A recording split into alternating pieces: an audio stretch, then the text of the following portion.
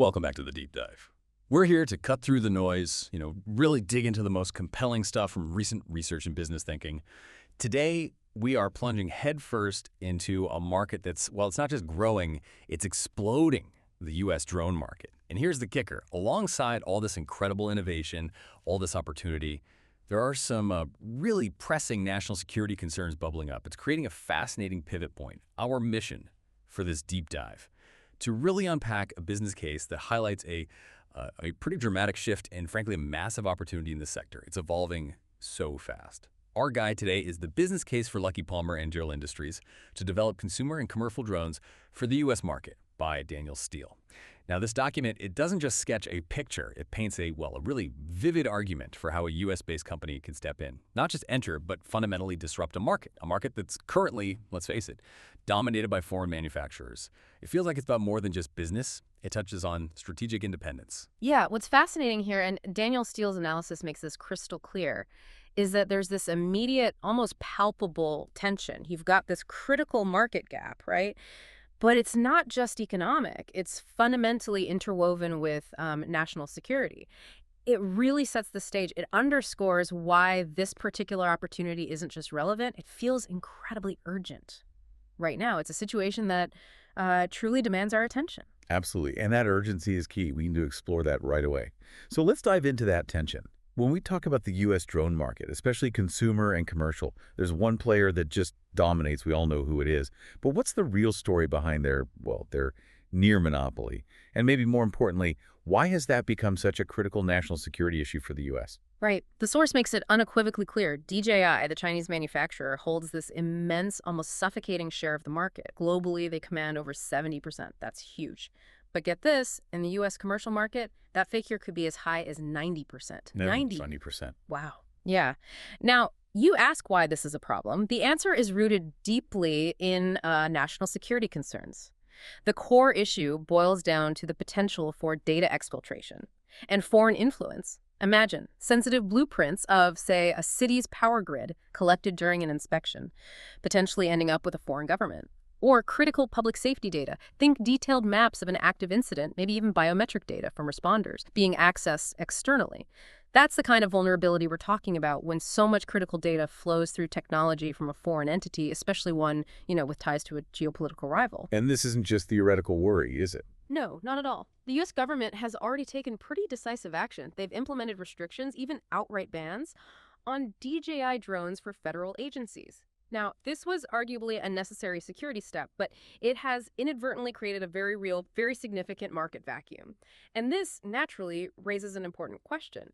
If government agencies, critical infrastructure operators, even private companies handling sensitive data can no longer rely on the market leader, well, what's secure? American-made alternatives are there. The answer, as the business case points out, is, well, not many, not right now. And that's precisely the point. Daniel Stiel's business case hammers home this critical shortage, a shortage of American-made drones that are genuinely consumer-friendly and commercially viable. We're not just talking about fancy features, which DJI certainly has. We're talking about competing on price, ease of use, and just being available. It's not just a gap in the market. It feels more like a gaping strategic hole, just waiting for the right company to step up. Okay, but every big challenge, as we know, often uncovers an equally significant opportunity.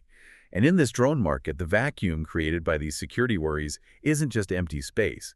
It seems like it's a rapidly expanding landscape, just ripe for innovation and disruption. So here's where it gets really interesting. What does the sheer scale of this potential market tell us? What kind of growth are we actually talking about? Oh, the figures in the business case are pretty compelling. Actually, breathtaking is maybe a better word. The U.S. drone market was valued around $10.8 billion in 2024. Okay, but here's the kicker. It's projected to skyrocket. Over $29 billion by 2034. $29 billion. Yeah. That represents a compound annual growth rate, a CAGR, of over 10% for the next decade. That's like watching an entire new industry just bloom right before our eyes.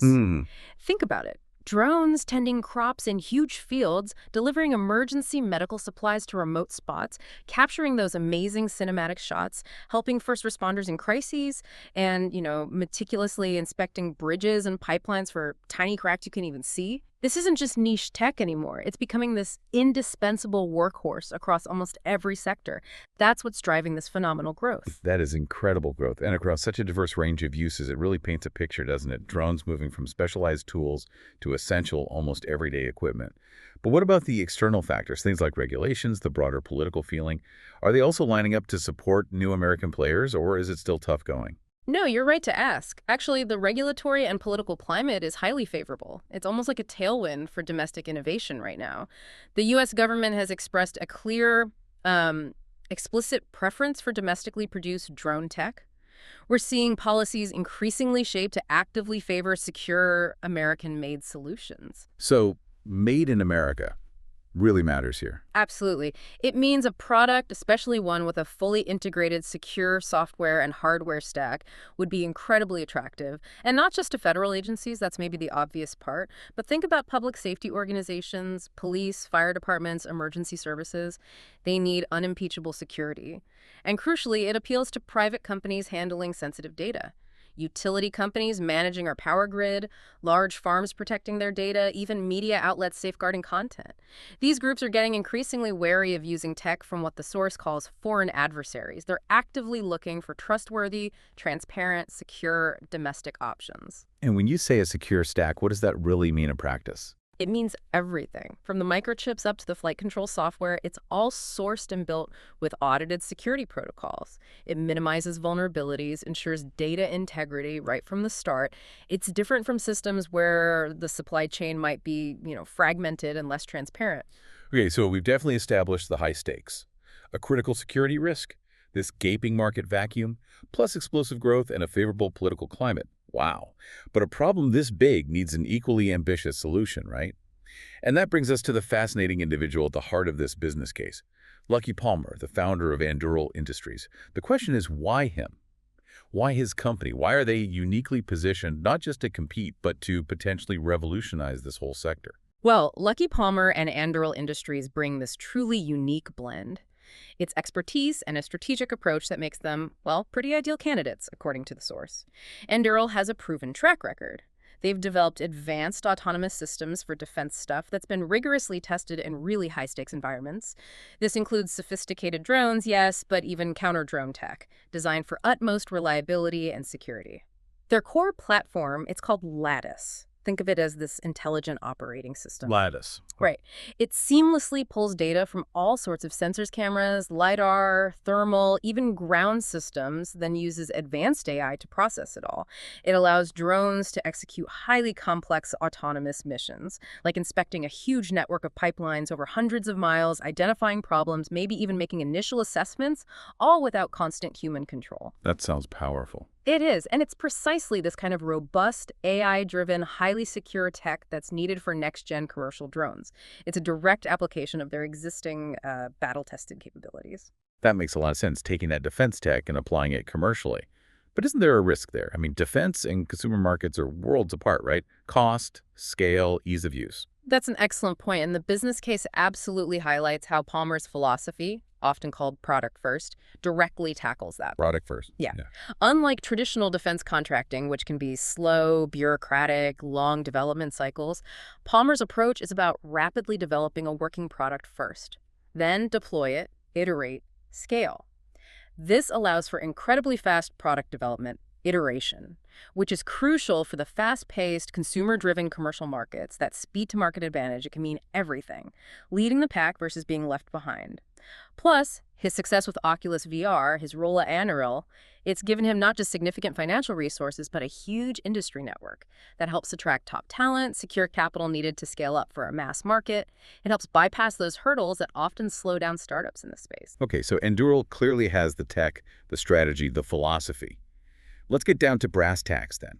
What could this actually look like? What specific drone lines might Anduril develop to really capture these opportunities, serving both those critical sectors and, the everyday user or prosumer? The business case smartly identifies two key market segments where a new, secure drone venture could really make its mark.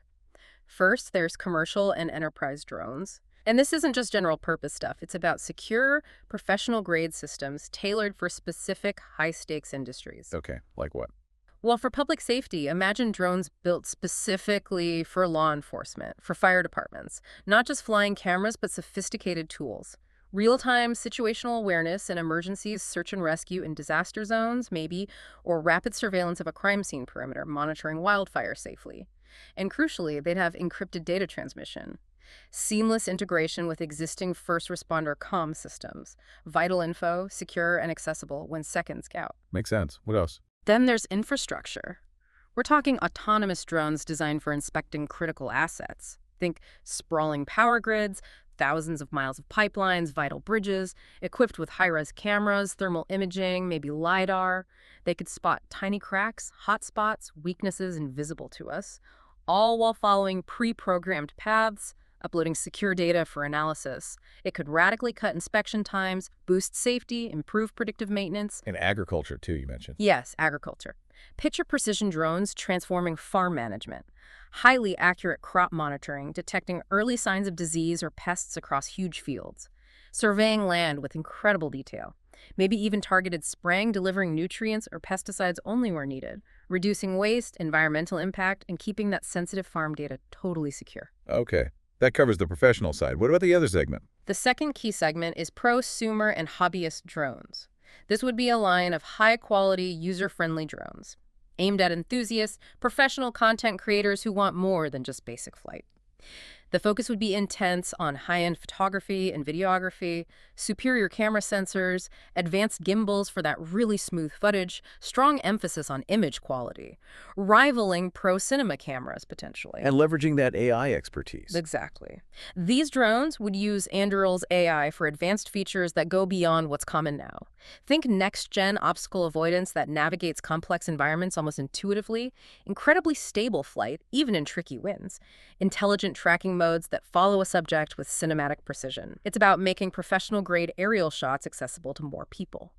The key would be bringing that defense-grade reliability and autonomy to a consumer product, building trust and performance, setting a new standard. Wow, that really covers a vast spectrum. From critical public services needing absolute reliability and security to high-end creative work demanding top image quality and smart flight. It vividly shows how broadly applicable Anduril's core tech and that product-first approach could be. So beyond just being a smart business move for Luckey Palmer and Anduril, what does Daniel Stiel's business case suggest are the broader, maybe strategic implications for American technology if this were pursued?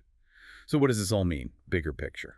Yeah, if we connect this to the bigger picture, this initiative is framed as much more than just a business opportunity. It's presented as a strategic imperative for American technology, potentially reshaping the whole industry. First, and maybe most critically, it would be instrumental in creating a secure domestic supply chain. This is vital. Reducing America's reliance on foreign tech, especially from potential adversaries, it fosters a whole new ecosystem. U.S. drone makers, component suppliers, chip foundries, software devs, building resilience into a critical tech sector with huge applications across the economy and defense. So rebuilding that industrial base in a way. Exactly. Second, it would fundamentally establish a new standard for drone security. Building drones with security as a core feature, right from the ground up, not an afterthought. Anduril could offer unparalleled peace of mind. Audited software, secure hardware, transparent supply chains, setting a new benchmark for trust and data integrity across the industry. It's not just features, it's about trust in an era of increasing digital vulnerability. Right. And the third point. And third, it would be a powerful engine for driving innovation. Applying that cutting-edge AI and autonomy, originally developed for demanding defense uses, to the commercial market. This cross-pollination could accelerate tech progress across the board, pushing the boundaries of what drones can do autonomously, intelligently. It would also likely stimulate significant R&D investment, create high-paying tech and manufacturing jobs here in the U.S., revitalizing parts of our industrial base. Ultimately, this is presented as filling a critical void and establishing an American-led future for the U.S. drone industry, ensuring both economic prosperity and national security. It's really clear then, this isn't just about launching a new product line. It's about a strategic shift. Moving away from foreign dominance towards a secure, domestic, truly innovative future in the drone market. The potential impact on our economy, our security, our tech independence, it feels enormous. It's a vision that sort of redefines what Made in America could mean in the 21st century. Indeed. And it leaves you with a thought to maybe ponder. How might integrating defense-grade AI and security protocols into everyday commercial tech fundamentally change things? Not just specific industries, but our very expectation of security and autonomy in the devices we use every day. It could reshape how we think about what our tech can do, and maybe even more importantly, who we trust to build it and keep our data safe. That is a powerful thought to consider as we wrap up this deep dive. This business case certainly presents a compelling argument for a future where American innovation doesn't just compete, but leads. Thank you for joining us as we explore this really fascinating and critically important area. We encourage you to keep exploring the implications of these tech shifts. Until next time.